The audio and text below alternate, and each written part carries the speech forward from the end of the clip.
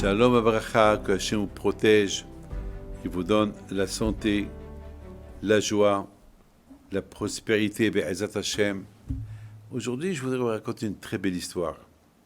Il y a M. Michael Bessousson, il m'a raconté une belle histoire sur Rab Haikin Alav Shalom, d'Aix-les-Bains, qui était l'élève de Hafetz Haïm. J'ai connu Rab Haikin Alav Shalom. Beaucoup de fois, il venait on se voyait à Lyon, à la Yeshiva. Parfois, j'allais le voir à Aix-les-Bains. Lorsqu'il y avait des soirées à Aix-les-Bains pour ramasser de l'argent pour la Yeshiva d'Aix-les-Bains, donc j'étais toujours l'invité d'honneur. Et Baruch Hashem, on m'invitait pour parler, pour ramasser de l'argent. Pour qu'on fasse Rab Haikin Alav Shalom, il était extraordinaire. Il me disait, mais comment vous faites pour ramasser de l'argent? Comment vous faites pour parler aux gens? Il m'a dit, moi, je vais leur parler du matin au soir, je vais ramasser le quart, ce que vous avez ramassé. Comment vous faites? Je lui ai dit, Rab Haikin, ne me dites pas ça, c'est... Votre tête, elle est dans la Torah. C'est pas... J'ai essayé de lui donner une réponse, mais j'ai pas... Vous avez jamais essayé, peut-être. Alors, Alav Shalom, beaucoup de fois, il passait dans les chambres pour voir est-ce que les élèves, ils dorment. Est-ce que les élèves, ils sont couverts. Une fois, il a vu un des élèves de la Yeshiva que malheureusement, il n'avait pas de couverture. Il est parti chez lui à la maison, il a pris sa propre couverture pour le couvrir. Et sa femme lui a dit, et toi, avec quoi tu vas te couvrir? Il a dit, moi, je suis vieux. Moi, je peux résister le froid. Mais lui, comment le pauvre, c'est un jeune. Et comment il va étudier demain? C'est extraordinaire. Alors, l'histoire qu'il m'a racontée, Michael Bessousson, m'a raconté qu'une fois, Rab Haikin Alav Shalom, il est venu à Lyon pour amasser de l'argent. Il va chez son père. Et il dit à son père, Monsieur Marcel Bessousson, il lui dit, voilà, Rabbi,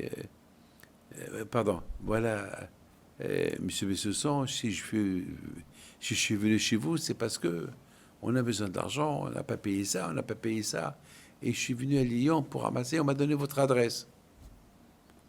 Alors, M. Bessousson lui dit, Rabbi, il ne fallait pas se déranger.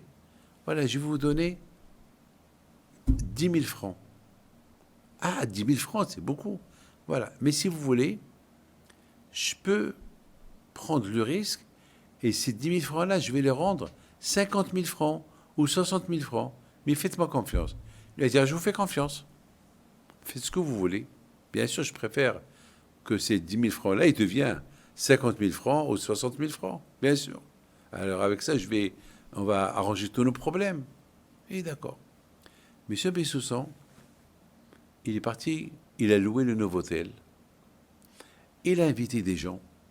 Il a invité un monde fou pour venir à une soirée que lui, il a fait au profit de la Yeshiva d'Aix-les-Bains. Bien sûr, M. Bessousson, qui est connu, il a invité ses copains, il a invité tout le monde est venu, et grâce à Dieu, ce soir là-bas, ils ont ramassé une très très belle somme d'argent.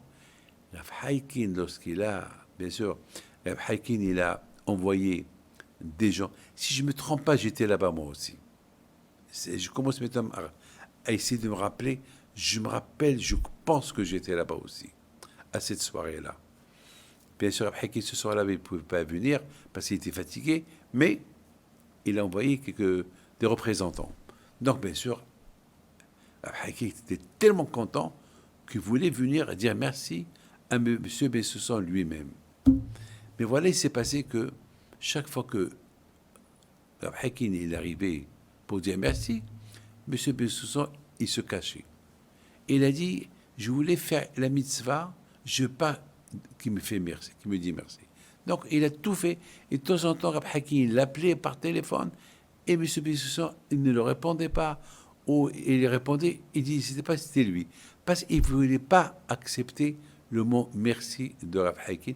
Parce que dans sa tête, c'était j'ai fait une mitzvah, je ne veux pas de merci pour la mitzvah.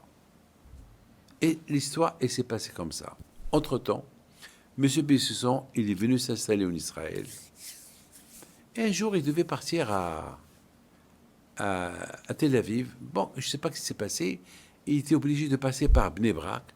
Et là, il y avait un monde fou. Un monde fou, il y avait un enterrement. Donc, toutes les voitures, ils étaient bloquées. Et puis, alors, M. Bessusson, il était un peu curieux. L'enterrement de qui? Ben, il a dit, il y avait un monde fou, des religieux, beaucoup de hassidim, un monde fou. Il se renseigne, c'est qui est mort? Ben, c'est l'enterrement de Rav Haikin. Aïe, aïe, aïe.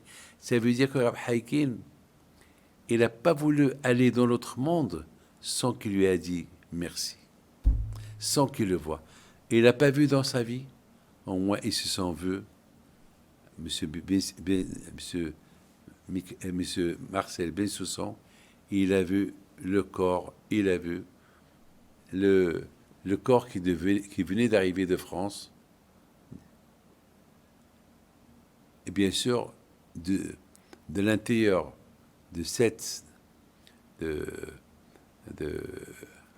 cercueil, il y avait là-bas Rav Haikin qui va lui dire, Monsieur Bessusson, je ne t'ai pas dit merci dans ma vie, voilà, je te dis merci après ma mort.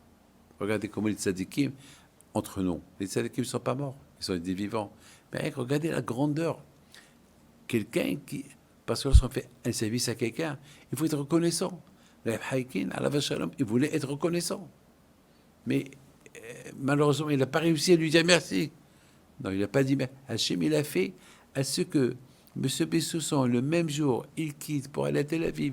Au lieu de rentrer à Tel Aviv, il passe par Bnei Brak. Et au moment de l'enterrement de Rav Haikin, ne me dites pas que c'est une histoire banale.